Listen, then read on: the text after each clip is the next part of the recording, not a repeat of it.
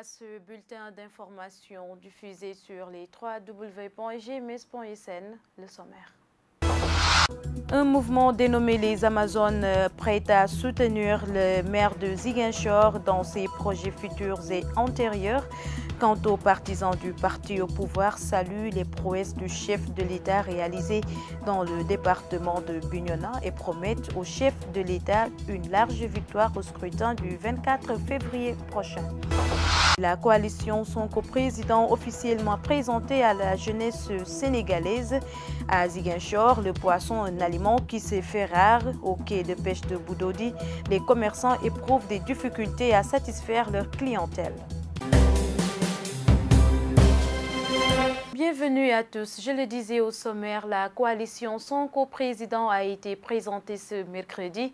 Elle est composée de 16 formations politiques. Le candidat de la dite coalition, Ousmane Sonko, demande aux jeunes de se mobiliser pour faire face au président Macky Sall.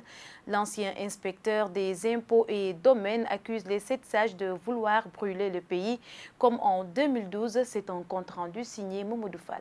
Sonko Président est la coalition qui porte la candidature d'Ousmane Sonko. Elle a été présentée ce mercredi. L'ancien inspecteur des impôts en a profité pour demander aux jeunes de se mobiliser pour faire face au président Macky Sall. Les jeunes ont entendu notre appel. Mais les jeunes doivent mobiliser davantage. Impliquer davantage. Les jeunes doivent se mobiliser et s'impliquer davantage. Il va falloir qu'il y ait confrontation pour faire quitter Macky Sall. Il ne respecte ni les candidats ni le peuple sénégalais.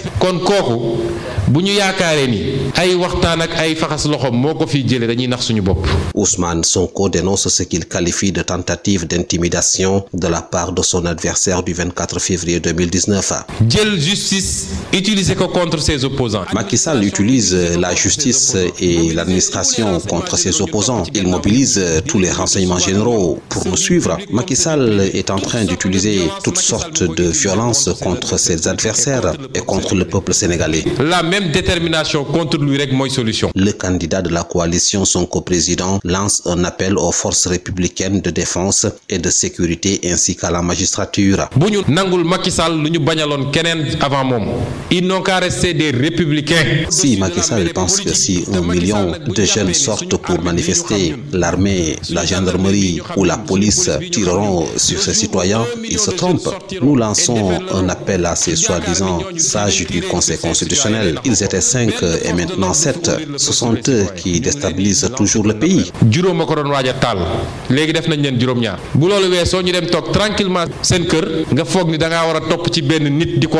au détriment des 15 millions de Sénégalais. Il faut me dire.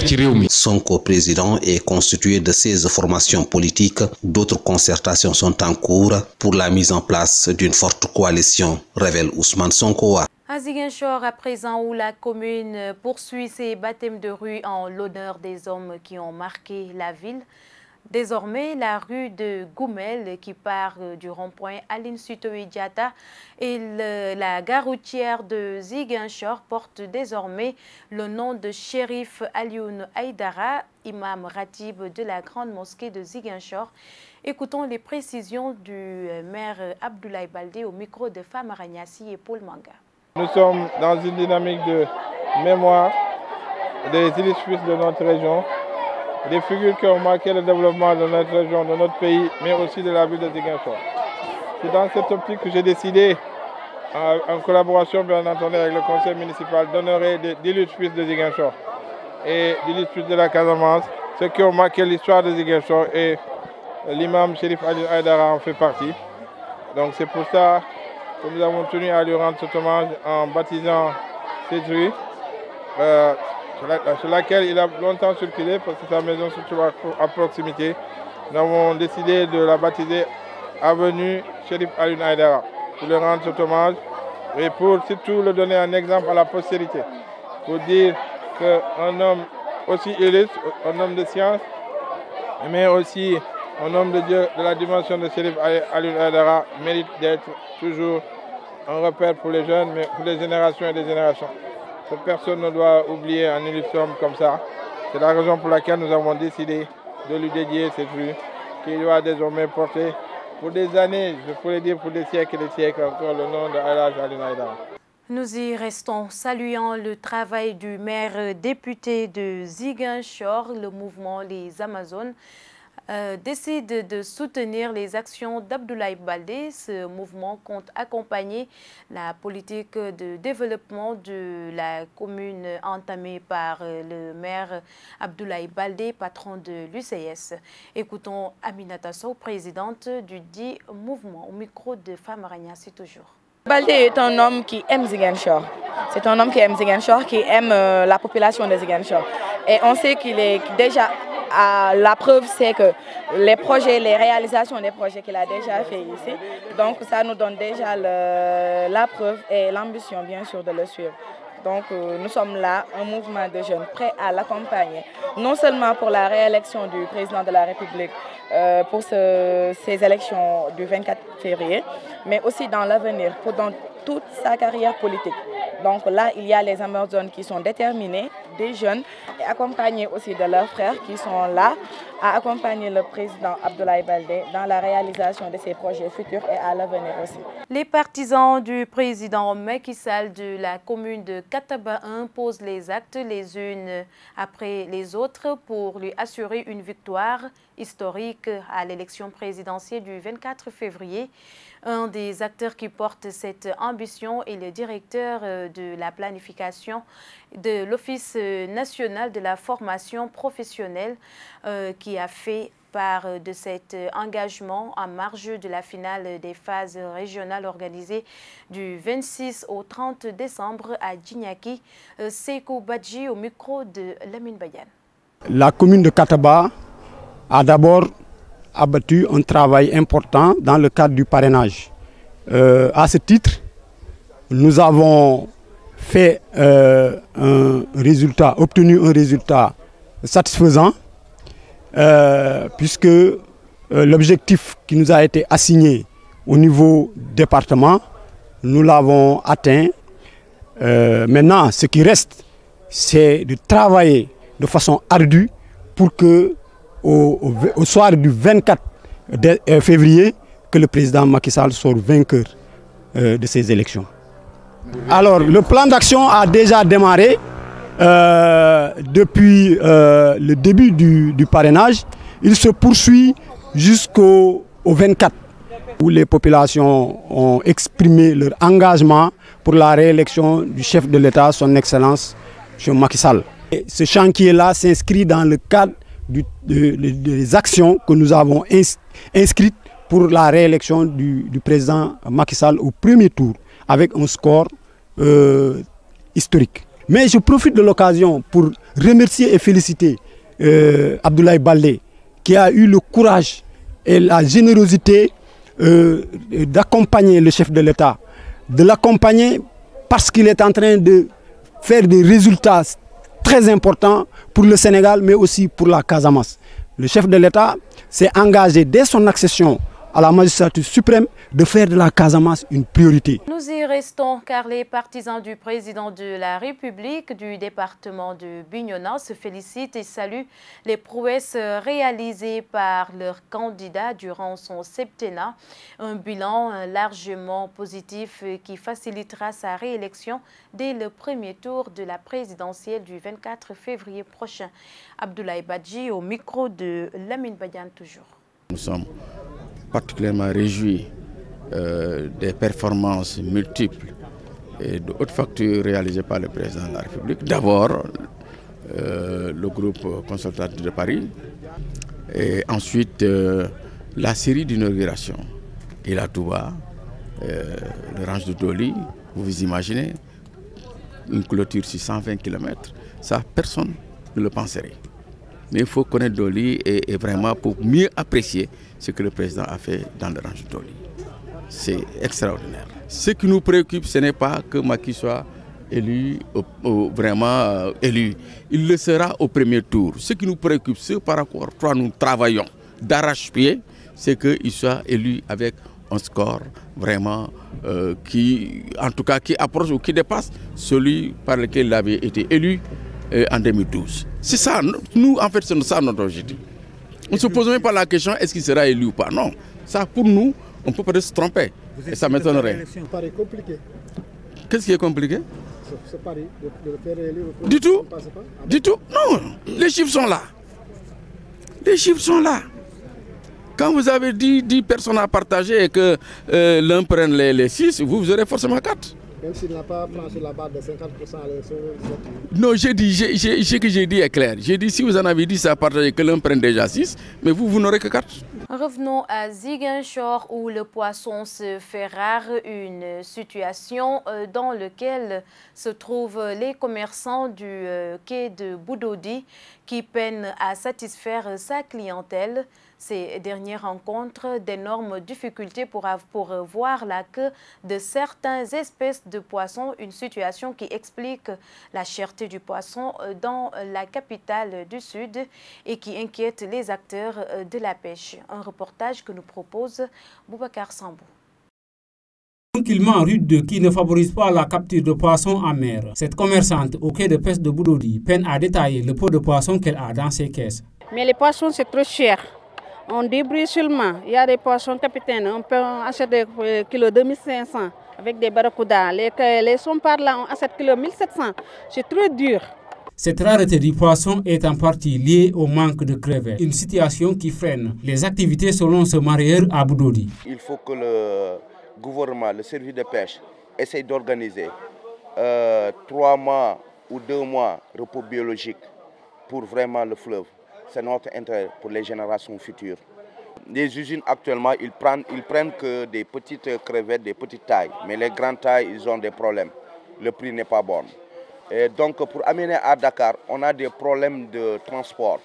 Le bateau, parfois les mariés viennent, on te dit que le bateau est plein. Et tu amènes les crevettes au niveau des voitures pour aller à Dakar. Et si tu n'as pas de chance, ça peut durer 48 heures ou 24 heures. Et ce n'est pas bon pour la qualité du crevette. À ces difficultés s'ajoute l'absence de délivrance des licences de pêche et la surpêche des grands navires, relève le président du quai de pêche de Boudodi. Il y a le problème des licences aujourd'hui qui ne sont pas encore sorties. Parce que vous n'êtes pas sans savoir, la plupart en tout cas de nos acteurs qui font la pêche en haute mer vont souvent en Guinée-Bissau. Cette observation qui fait que il n'y a pas, vous constatez qu'il y a cette rareté des produits halieutiques. Ensuite, au niveau de nos propres eaux, là vous n'êtes pas sans savoir aussi qu'avec les gros navires de pêche qui ont fini pratiquement de tout prendre. Malgré l'amélioration des conditions de travail du quai de pêche de Boudodi par le gouvernement, le climat semble avoir raison sur les prises de poissons au grand désarroi des consommateurs. Autre information à présent, Moulomp a reçu le pari de la mobilisation durant 3 jours. Les jeunes qui ont porté le flambeau de l'émergence de leur localité, à l'image des autres terroirs du Sénégal, multiplient les actions en faveur du développement ces derniers tirent un bilan positif des activités menées les 29, 30 et 31 décembre 2018. L'espoir renaît dans cette localité aux nombreuses potentialités, mais qui rencontre d'énormes difficultés également. Un compte rendu signé Femme Regnassi.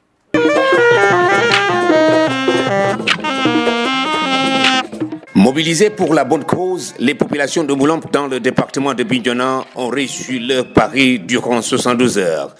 Un deuxième coup de maître réalisé par la jeunesse de cette localité, 3 jours teintés de culture et de débat autour du développement assorti d'un bilan positif. Je dirais bilan très positif. Très positif parce que dans le programme qui a été retenu, nous avons quand même eu à pouvoir organiser tout ce qui a été retenu comme programme et comme projet. Donc effectivement, on pourra dire que c'est un bilan positif. Dans les activités qui ont été organisées comme tant sur le plan de la santé, la randonnée pédestre, la conférence, le panel, voilà, les dons des bons lauréats, des meilleurs élèves effectivement de la commune de Moulomp.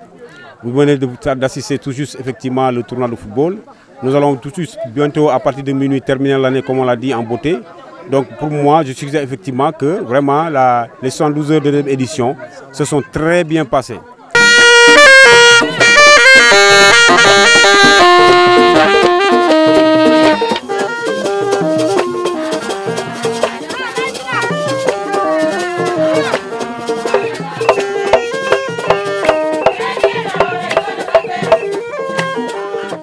L'urgence est là et il est impératif de trouver des solutions.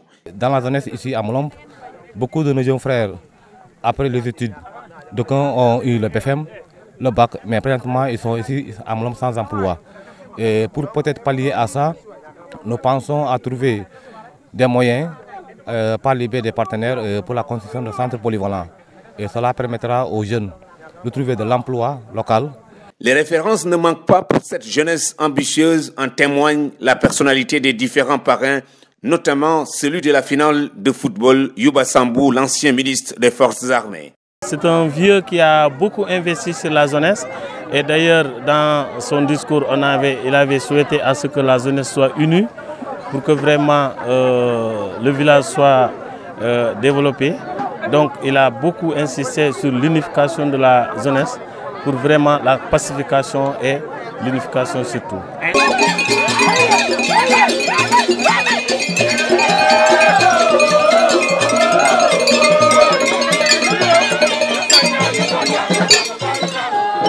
Cette deuxième édition ouvre ainsi des perspectives nouvelles pour la commune de Moulombe avec ses 72 heures inscrites désormais dans l'agenda annuel des activités de la jeunesse.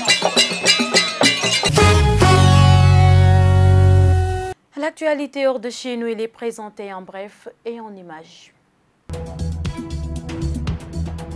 Au Burkina Faso, Safiatou Lopez, figure de proue de la société civile du Burkina Faso, a bénéficié d'une mesure de liberté provisoire le 2 janvier après 4 mois de détention pour complot et incitation à évasion des officiers incarcérés pour le putsch manqué de septembre 2015.